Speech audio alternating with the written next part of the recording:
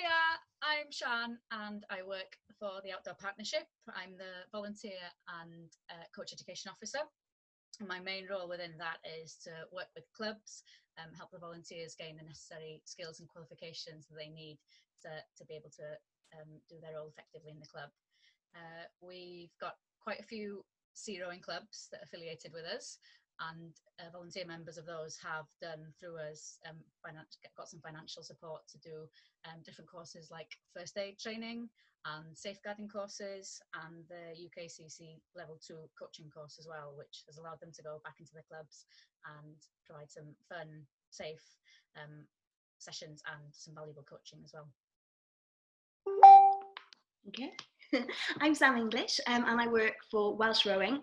I'm the Coastal Development Officer, so I look after all our coastal clubs in Wales. My main role is to help with club development, so either new rowing clubs that are setting up or existing clubs to increase participation and make sure they've got all the tools that they need to get out on the water safely. Cool.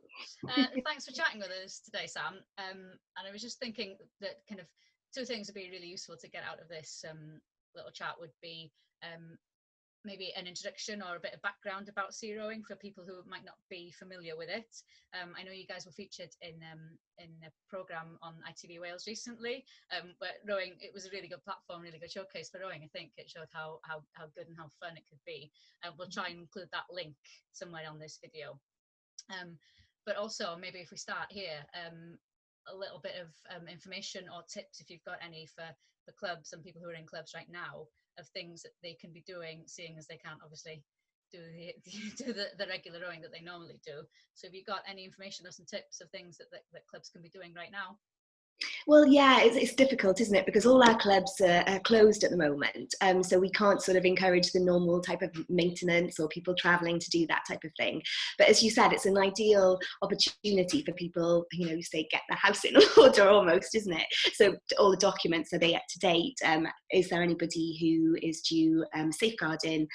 Is that expiring? Because we know that UK Coaching have got an online course that people can do at home as well. And also anybody sort of who's interested in the InSport award, it's an ideal time now to sort of look at all the paperwork that's needed for that so that they can register on the InSport portal, because it's a great way of you know, showing the public that you're an inclusive club, and there's lots of sort of help and advice on there as well that can sort of direct clubs. And also, yeah, have a look on the, you know, the Sport Wales website. The Club Solutions links are all there, and they've got a variety of sort of training options and articles to read, to sort of improve clubs and help them really develop, really. So yeah, and obviously trying to encourage clubs to keep fit, to keep active and fit, so that yeah, when we can get out on the water, then that they're all ready and they're raring to go, and we don't have to start our fitness levels from scratch. But yeah, you mentioned a bit of the history about sea rowing, and we've got so many coastal clubs in Wales. We're really lucky.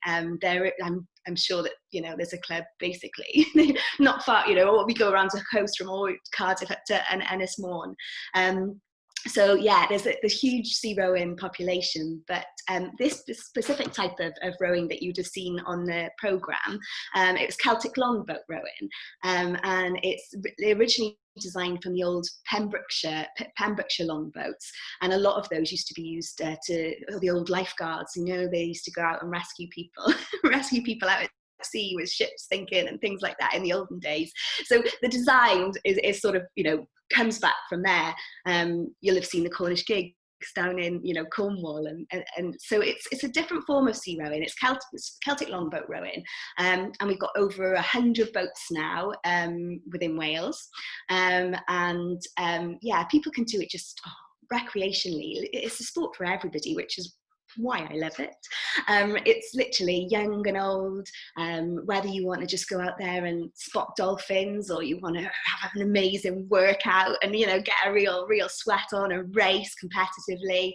It's a sport for everyone, and what I love about it is the family, the social side of things. You know, we'll see groups gathering on the beach, they'll bring along their children, we'll have a picnic, you know, people will go out rowing, and it's just completely for everybody.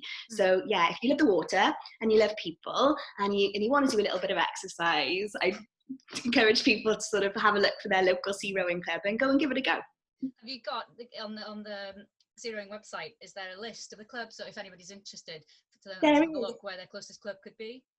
Yeah, absolutely. So if you have a look on our website, so welshrowing.com, and if you scroll down to the bottom of the page there, you'll see links for river rowing, which is the traditional type of rowing that you will have seen at the Olympics. And then there's indoor rowing also. So even if you don't like the water, you can get involved. You can get involved in indoor rowing. And then there's a link then for sea rowing. So if you click on that, it'll show you all the different clubs. But if you have a look on our page, as I said, my name's Sam English. So if you have a look for who we are, I think it's under who we are, my contact details are there. So anybody can sort of email me at any time if they want more information. Lovely, cool. Just in terms of the in-sport development that you were talking about earlier as well, that we do have an in-sport officer within the Outdoor Partnership, Beth. So if any club is interested in developing their club, making it more inclusive, then Beth is available to help getting everything in place for that as well. So if you have a look on the Outdoor Partnership website, there's links there to all our contact details. So you can either contact myself or Beth, and they can get you on the right pathway for that one as well. Absolutely. All right. Well, thanks very much for chatting today, Sam. Hopefully you get back out on the water at some point while it's still summer. Although, do you row all winter as well, or how does it work? Yeah, we get out as often as we possibly can. There are different forms of rowing. I mentioned the old Celtic longboats there, but there are coastal sculls as well. So that's a two-oar type rowing. So they can generally handle a bit trickier conditions than perhaps the Celtics can. So yeah, we have all forms of rowing, and even up in North Wales, the Llyn Paddon they use quite often in the winter if you can't get out at sea, if it is a little bit too rough. But yeah, it's all fun of it. We never stop. If we can get out, we're out there. Christmas Day, hats, hot flasks, whenever we can. We just love being out on the water. So yeah, we never stop. Something to look forward to then. Something to aim for. Christmas Day in a boat somewhere. Fingers crossed, please. Yeah. Lovely. Like we said, we'll try and include all the links to the things that we've mentioned somewhere within this video. Or otherwise get in touch with either Sam or myself directly, and we'll be happy to help you with anything. All right, thanks very much, Sam. See you. Bye.